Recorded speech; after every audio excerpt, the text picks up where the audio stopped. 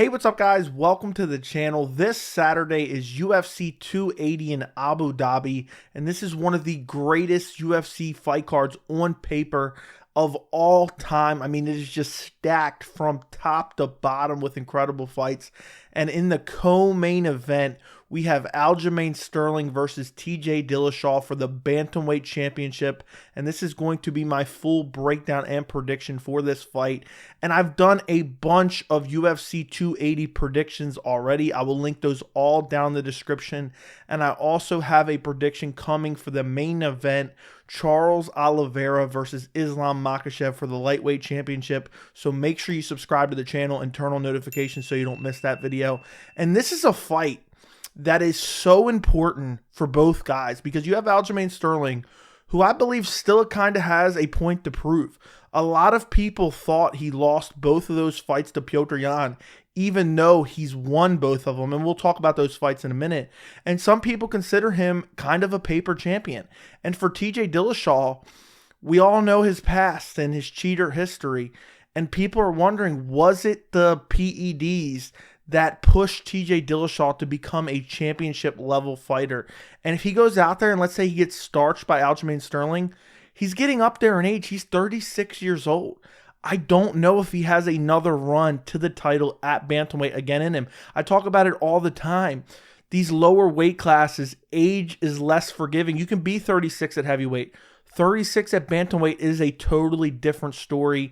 And TJ Dillashaw, this is a must-win for him. I know that sounds crazy because it's a title fight. He's the #1 contender, but it is an absolute must-win. And this is a super high-level fight. I can't wait for this matchup. Both guys are elite-level fighters. We still have some questions about TJ Dillashaw because he's only had one fight since his PED suspension. So we still have the kind of questions up in the air. But both guys, super high level. Aljamain Sterling, we know what he wants to do. He wants to take you down, grapple you, get your back. And we know what TJ Dillashaw wants to do. He wants to keep the fight standing and strike with Aljamain Sterling and look to outstrike him. I'm really looking forward to this matchup. I think, this fight could really go either way. This is a very compelling stylistic matchup. And, whoever wins, I think this could be a dominant performance from either guy. So if you look at the tail of the tape for this fight, Aljamain Sterling is 21-3. TJ Dillashaw is 17-4. Obviously, Sterling is the champion. TJ Dillashaw is ranked #2 in the UFC official rankings. Aljamain Sterling is 33. TJ Dillashaw is 36. Sterling is 5'7". Dillashaw is 5'6". Sterling has a 71-inch reach, and Dillashaw has a 67-inch reach. So a 4-inch reach advantage for Aljamain Sterling. If you look at TJ Dillashaw, in his 17 wins, he has 8 wins by knockout, 3 by submission, and 6 by decision. Of his 4 losses, he's lost 2 by knockout and 2 via decision. He comes into this fight off a fight against Corey Sandhagen in July of last year. So he's had a significant layoff. He's been out for, it's going on a year and a half. I think it's 15 months at this point since TJ Dillashaw last fought. And maybe that wouldn't be that big of a deal. People do it all the time. But before that, he was out for over 2 years. So TJ Dillashaw has had a bunch of long layoffs. And in the Corey Sandhagen fight, it's really hard to get a gauge on TJ Dillashaw's skill set because in this fight, he won via split decision. A lot of people believe that he lost this fight, myself included. I'm not going to say it was a robbery, but I thought Corey Sandhagen should have got the decision. He landed the more damaging blows. But nonetheless, it was a close, competitive fight. And how did TJ Dillashaw win this fight? Well, he won it with his grappling. Essentially, he held Corey Sandhagen up against the fence in the clinch position and, kneed him, landed some shots in the dirty boxing, and basically won the fight that way. That's kind of an abbreviated version of how TJ Dillashaw won. He got busted up on the feet. He got a nasty cut in the first round. He had a cut on his nose, a cut on the eyebrow. The doctor was looking at it. And in this fight, the reason it's so hard to tell how good is TJ Dillashaw, because he's coming off a 2-year suspension where he was out, longer than 2 years. He was out basically 2.5 years because of other injuries and whatnot. And then in this fight, in the first round, he hurt his knee. There was a grappling exchange. Corey Sandhagen started looking for a leg lock. And supposedly TJ Dillashaw tore something in his knee, hurt his knee, and he wasn't the same for the rest of the fight. And you could tell that just the way he was clinching up constantly. So it's hard to get a gauge of, is this the same TJ Dillashaw because he was injured? And then also because he had that nasty cut over his eye. I mean, the doctor looked at it. It was filthy. There was blood dripping down the eye. So it's kind of hard to tell how good TJ Dillashaw was. I mean, he still did decent in this fight. Corey Sandhagen was the superior striker, but Dillashaw landed some good shots, and he also mixed in the clinch, which got him the victory, even though most people did not think he won the fight. Corey Sandhagen is one of the best strikers in all of the bantamweight division and all the UFC. So not a bad win to have, even though the consensus is that he lost the fight. The fight before that was all the way back in January of 2019. And this is what really bothers me about TJ Dillashaw, and I really don't like TJ Dillashaw. He was the bantamweight champion. He decided he was going to drop down to the flyweight division, 125 pounds, and he wanted to fight Henry Cejudo for the flyweight title. And at this point, the UFC, for whatever reason, was debating about potentially closing down the flyweight division. And TJ Dillashaw promoted this fight that I'm going to go down and kill the flyweight division. And he got TKO'd in the first round. Wasn't an early stoppage. Cejudo caught him, in the first 30 seconds. Started following up. TJ got back up, got clipped with another shot, went back down. The referee jumped in. It was an early stoppage. But I do believe the result would have been the same. I think Cejudo would have clipped him with another shot and finished him off. But it was an early stoppage, and TJ Dillashaw whined and cried about it at all post-fight presser. This was an early stoppage. I want a rematch, blah, blah, blah. And then it comes out a couple weeks later that before the fight, but they didn't get the results back till after, that he popped for EPO, which is a recovery, a stamina, PED. And, it's injectable only. So there's no tainted supplement. There's none of that excuse. So he took a PED to then go down to the flyweight division, try to claim a second belt, and close down the flyweight division. And that just really rubs me the wrong way. Luckily, he lost, and that all did not come to fruition. And then he's complaining afterwards about the stoppage, knowing damn well he took EPO. But nonetheless, not a terrible loss to have. Henry Cejudo, great fighter, especially at flyweight and even at bantamweight. He became the bantamweight champion. Because the consensus was after that fight, Henry Cejudo was going to go up and challenge TJ Dillashaw for the bantamweight title. So after this fight, TJ Dillashaw vacated his belt. He's claiming, no man took his belt away, but really Jeff Nowinski did take his belt away. The fight before that, he beat Cody Garbrandt. This was for the title. TJ Dillashaw had the title at this point. This was back at UFC 227. And this was basically the same story of the first Cody Garbrandt fight. Cody Garbrandt, emotional, spamming right hands and getting countered and finished. The fight before that was when he claimed the bantamweight belt back off of Cody Garbrandt. At UFC 217, Cody Garbrandt had won the belt off Dominic Cruz, who Dominic Cruz had taken the belt off TJ Dillashaw. So it changed hands a couple times, and TJ Dillashaw was losing to Cody Garbrandt, got hurt badly in the first round, was saved by the bell.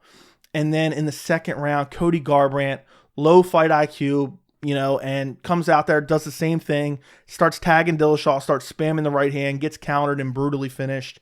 And it was just super unfortunate for that to happen. Cody Garbrandt gets chinned twice in a row by TJ Dillashaw, and then come to find out, TJ's cheating. And Cody Garbrandt's a former teammate of TJ Dillashaw and had said before TJ Dillashaw was using EPO. He named EPO specifically. The fight before that, and I'm not going to go super far back, the fight before that was against John Lineker, who's an absolute savage. And John Lineker had some of the nastiest power in the bantamweight division. This was all the way back in 2016. And basically TJ Dillashaw used his grappling to win this fight. A couple more fights we'll talk about, the other losses on TJ Dillashaw's resume. Dominic Cruz, back in January of 2016, he lost the title to Dominic Cruz. This was a very close competitive fight. It could have went either way. It was a split decision. Dominic Cruz gets the win, takes the belt off of him. I want to talk about how TJ Dillashaw became the champion. He beat Renan Barão back at UFC 173. And Renan Barão was this long-reigning UFC bantamweight champion. I almost said featherweight champion. And he had this long, crazy unbeaten streak in MMA. And basically, Barão was supposed to fight Rafael Assunção, who had a win over TJ Dillashaw. Assunção could not make the fight. TJ Dillashaw got the shot. And basically, everyone assumed he was a sacrificial lamb. I actually picked TJ Dillashaw in this fight, believe it or not. And he went out there. Most people thought he was going to be a sacrificial lamb, and he literally beat the brakes off of Renan Barão. Hurt him badly, won every second of this fight, and eventually finished him all the way in the 5th round. They eventually rematched. He did the exact same thing, finished him in the later rounds, finished him in the 4th round with nasty combinations. He permanently altered the career of Renan Barão. And then his other loss is to Rafael Assunção via split decision. This fight could have went either way. there's not much to say about it. We're going all the way back to 2013. You move over to Aljamain Sterling. He has 21 pro MMA wins, 2 by knockout, 8 by submission, 10 by decision, and 1 by disqualification. Of his 3 losses, he's lost 1 by knockout, and he's lost 2 by decision. You look at him right now, he's currently on a massive win streak. He's on a 7-fight win streak. His last fight was against Petr Yan at UFC 273. I believe he lost this fight. It's clear as day, Aljamain Sterling won the 2nd and 3rd round. With his grappling, he was able to get the back of Petr Yan. The 4th and 5th round were clearly Petr Yan. He was able to stuff the takedowns, even get some takedowns of his own. And it comes down to that 1st round. And, I'm not going to say this was a robbery because it was not. The 1st round was relatively uneventful.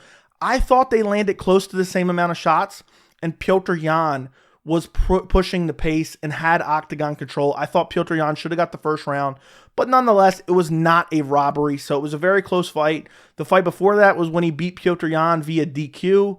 This was where, a lot of the bad blood from some fans goes at Aljamain Sterling because Petr Yan was winning the fight. He throws an illegal knee as Aljamain Sterling's kneeling down on the canvas. And Aljamain Sterling puts on the whole act, and basically he's concussed, and he gets the title. It's not his fault. I actually defended Aljamain Sterling on this, but it does rub a lot of people the wrong way. And, it is what it is. Petr Yan shouldn't have threw it.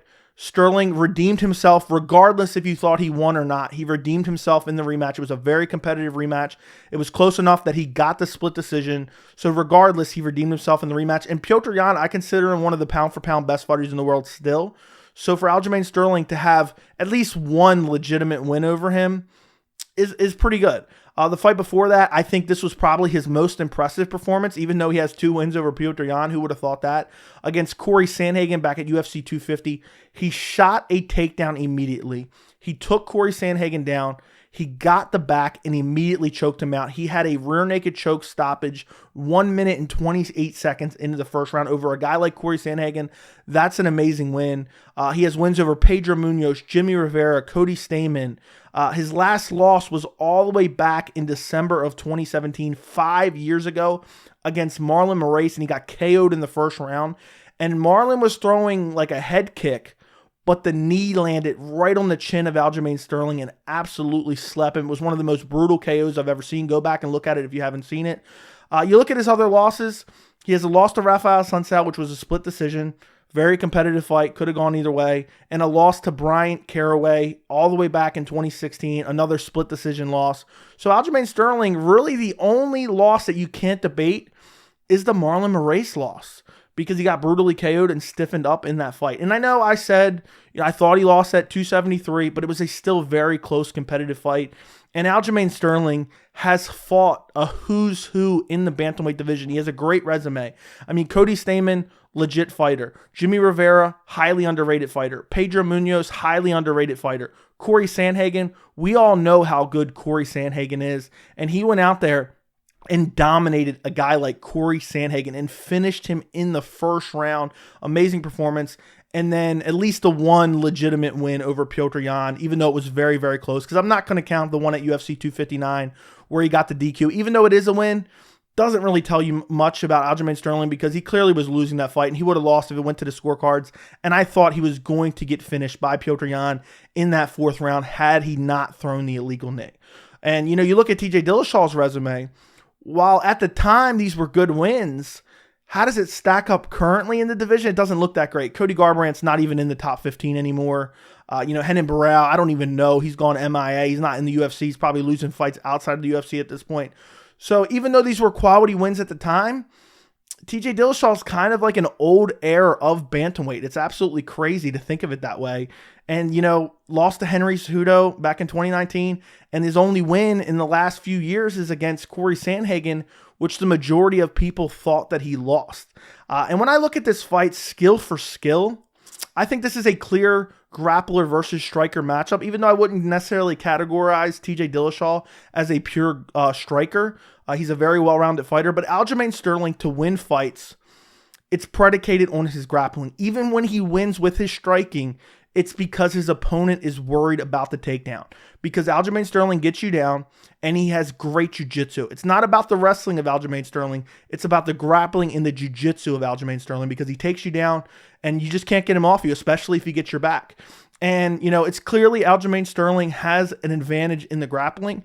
As far as striking, I think that's pretty clear as well. TJ Dillashaw has an advantage in the striking. TJ Dillashaw has amazing striking. He has great footwork. He has great hands. He has a great variety of attack. So this is your typical, if Aljamain Sterling can get TJ Dillashaw down, Aljamain Sterling's probably going to win this fight. And if TJ Dillashaw can stuff the takedowns, I think it's going to be a very long night for Aljamain Sterling, unless Aljamain Sterling can at least threaten enough with the takedown, even if TJ Dillashaw gets back to his feet, that TJ is a little bit hesitant to throw his striking. When I look at this fight and I look at paths to victory, I really think these guys can kind of win either way. I could see Aljamain Sterling getting a submission. I could see Aljamain Sterling using his grappling and riding out TJ Dillashaw to a decision. I could see, you know, I don't really see Aljamain Sterling getting a KO or TKO, but it's possible. For TJ Dillashaw, I think he can win a decision. I think he can get a KO or TKO, but I don't really see him getting a submission in this fight. So this is a very good stylistic matchup. I think both guys are pretty well-rounded. I think they both have their clear advantages. And for my official prediction, I am going to go TJ Dillashaw via 4th round TKO. I think TJ Dillashaw is going to be able to stuff the takedowns in this fight. TJ Dillashaw is a very good wrestler. He's a very good grappler. Throughout his entire MMA career, we've never really seen him get out-wrestled. And Aljamain Sterling is not the wrestler people think he is. You know, he's a very good grappler. Once he gets a hold of you, he is very good. But TJ Dillashaw has great footwork. He has great takedown defense, and his hands are always low. That's just the way he strikes. So his hands are already in a position to dig the underhooks and defend the takedowns. So I think it's going to be very hard for Aljamain Sterling to track him down and take him down. I think he's going to be spamming the takedowns. I think it's going to be similar to the first Petr Yan fight, where TJ Dillashaw is just kind of moving out of the way, stuffing the takedowns before Sterling even gets in on the legs. And I think Aljamain Sterling is going to be forced to strike. And Aljamain Sterling has god-awful striking, to quote TJ Dillashaw. His striking only works when his opponent is worried about the takedown. And I don't think TJ Dillashaw is going to be worried about the takedown. And I think TJ Dillashaw is going to be pumping the jab. I think he's going to be chopping the legs of Aljamain Sterling. I think he's going to be working over the body. And I think as the rounds go on, we saw even against Corey Sandhagen, because I know people had question marks about the EPO use. How is his stamina going to look? TJ Dillashaw looked pretty good in the 5th round against Corey Sandhagen. So we know his stamina should hold up, which used to be his primary weapon, his volume and his stamina. And I think as the rounds go on, Aljamain Sterling's going to start to get more tired. TJ Dillashaw obviously is going to start to get more tired as well. But Sterling's going to be absorbing damage from the combinations of TJ Dillashaw, and he's just not, and Sterling's just not going to be able to get the takedown. So as the fight goes on, I think TJ Dillashaw is going to land better and better shots. I think his striking is far superior to Aljamain Sterling, and I think he's going to catch Aljamain Sterling with a punch in the 4th round, drop him, follow him to the ground, and finish him off via TKO. Or I could even see him rocking Aljamain Sterling on the feet and swarming him up against the fence for like a standing TKO. You know, and I'm kind of hesitant about this pick. I'm pretty confident in TJ Dillashaw, but there is a few X factors. You know, TJ Dillashaw has been super inactive. Yeah, he's only had one fight in the last, 2.5 years. Also, he's getting up there in age. He's 36 years old. So I am kind of, hesitant about this. I think Aljamain Sterling could come out and maybe just grapple TJ Dillashaw to a decision. If I was picking Aljamain Sterling, I would pick Aljamain Sterling by decision, and I think he would win it with controlled time against the fence and grappling. But I think Dillashaw has good enough wrestling, and Aljamain Sterling's takedowns aren't that great. He doesn't close the distance super well. I think TJ Dillashaw, with his footwork, I think that's a massive factor. His footwork and the fact that he carries his hands low will lead him to be able to stuff the takedowns with ease and not worry about them. And I think he'll use his combinations, pick Aljamain Sterling apart. Maybe Sterling gets one takedown for 2 minutes, in like a 2nd or 3rd round, holds TJ Dillashaw down. The end of the round, the next round starts, and TJ Dillashaw's back on his feet and lighting him up with combinations. But this is going to be a very interesting stylistic matchup. I cannot wait for Aljamain Sterling versus TJ Dillashaw, but I think TJ Dillashaw wins via 4th round TKO. Let me know what you guys think in the comments. Don't forget to like the video, and thank you so much for watching.